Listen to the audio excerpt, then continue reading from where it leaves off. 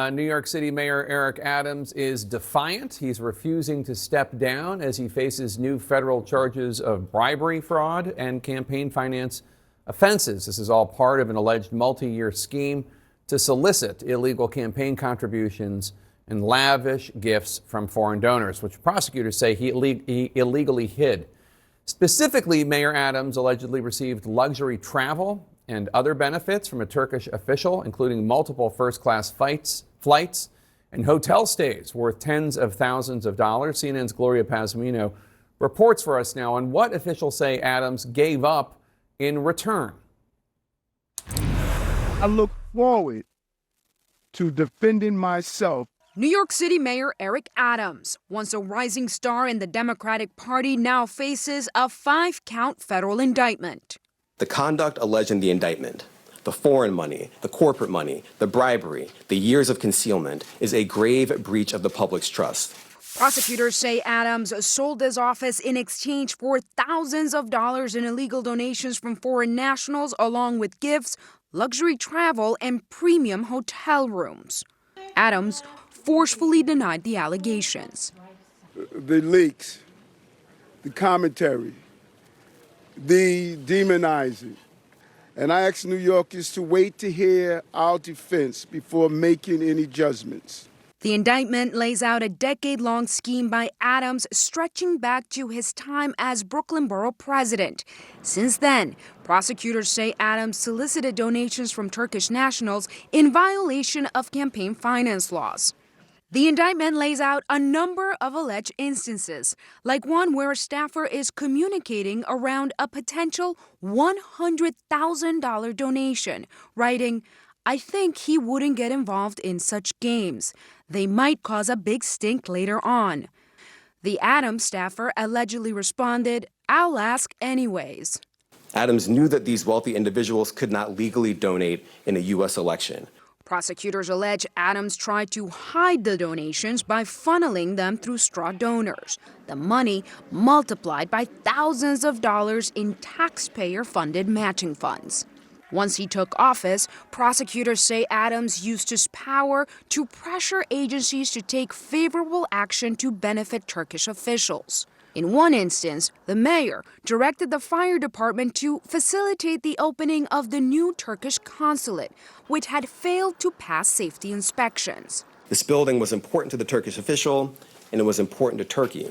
Turkish officials, under pressure from an impending visit by the Turkish president, allegedly asked Adams to intervene. The building opened without incident. Prosecutors allege Adams took multiple trips to India, France, China, Hungary, and Ghana, making critical stops in Turkey, at one point texting his partner, "You know, first stop is always Istanbul." During the trips, Adams stayed in luxury accommodations for free or at a steep discount, according to prosecutors. He asked to pay a nominal fee for all of this in order to disguise what we allege were, in fact, bribes. The indictment also lays out how Adams would keep cash with an email that, quote, suggested that he left, at a minimum, well over $10,000 in cash in the Adams scheduler's desk drawer to, quote, send to Turkish Airlines. When he learned federal prosecutors were investigating, Adams allegedly tried to conceal the evidence, directing staffers to delete messages. Federal agents spent more than 3 hours inside Adams's residence this morning. Only Adams was named in the indictment, but since news of the investigations and impending charges broke into the open, several officials have tendered their resignations, leaving critical agencies without steady leaders. From here, my attorneys will take care of the case so I can take care of the city. And he has taken a first step to address that exact concern, Jake, whether or not he's going to be able to run the city. Just a few minutes ago, he sent an email to city workers telling them that he is innocent and that he wants them to focus on the job of running the city, that's what he's going to be doing in the next several weeks. We also heard from his lawyer outside of Gracie Mansion here just a short time ago. Alex Spiro was standing with the mayor, who remained silent while he was standing next to him. Spiro Bureau said that some of these airline upgrades and these travel tickets were simply airline upgrades, something that all VIPs get very often. Another important detail in all of this, Jake, if he is convicted of all these charges, the 5 counts, he could be facing up to 45 years in prison. We have also reached out to the Turkish consulate. We have not heard back. Jake? All right, great piece. Gloria Pazmina, thank you so much. Let's break this all down with CNN senior legal analyst Elie Honig. He's the former assistant U.S. attorney for the Southern District of New York. That's the same office that charged Mayor Adams. So, Elie, you've read the indictment now. It's pretty juicy stuff, I have to say, as an indictment reader. And in your view, as a former prosecutor from the Southern District, how strong is it, do you think?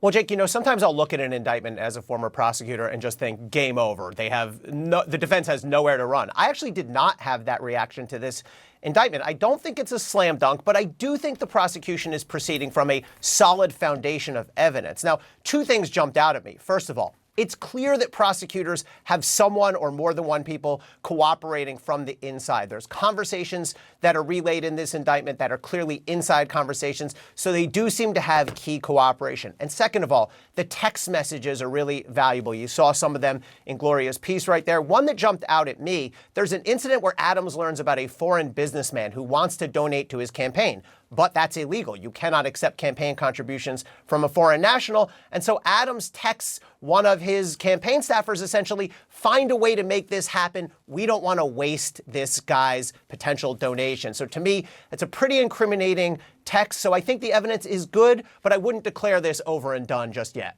Where do you see Mayor Adams' defense going here? Yeah, a couple things. First of all, Eric Adams remains a popular figure in this town. And remember, it's going to require a unanimous New York jury to find him guilty. That's never easy to do. The other thing is the corruption laws have become more difficult for prosecutors in recent years. The Supreme Court, in a series of decisions, has narrowed the scope of these corruption laws. And one of the things they've held is it's not a quote unquote official act under the law to set up meetings or to make phone calls. There has to be something more tangible, like a vote given. So I think Eric Adams, and he's already hinted at this, will argue I was doing my job as mayor, I was doing constituent service, and that's not a crime. How likely is it, do you think, that this case ends up at trial as opposed to a guilty plea? And if it goes to trial, how quickly might that happen? So if you look at the data, Jake, over 95% of all federal cases in the Southern District of New York plead guilty without a trial. That said, this one seems like it's headed to trial to me. I don't see a scenario where Eric Adams, who's famously headstrong, who's obviously dug in, is going to admit criminal culpability and take a plea. Now, timing-wise, ordinarily a case like this would take at least a year to get to trial, maybe 18 months, maybe 2 years. However, we're going to have a situation where our sitting mayor is under indictment, and I think that will lead all parties, judge, prosecutor, and defense, to understand the need to get this thing to trial as soon as humanly possible, because to have a sitting mayor laboring under federal indictment is, I think, a problem for everybody.